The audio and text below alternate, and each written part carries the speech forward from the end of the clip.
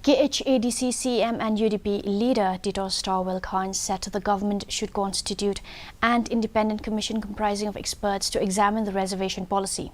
Talking to reporters, Khan said that constitutionally, the policy is to be reviewed every 10 years. He also said that the reservation policy and roster system are interlinked and so it cannot be discussed individually. He also urged the political parties, political leaders and pressure groups to be united since it is an issue that concerns the entire community.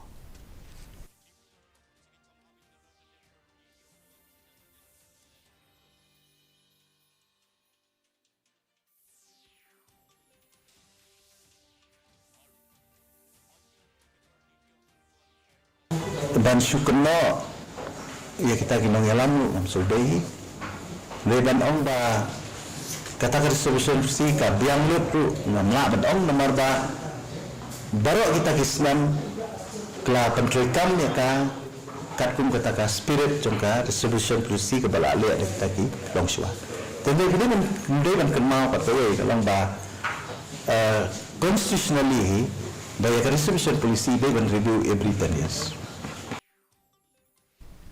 Minister in charge of Education Rakam A. Sangma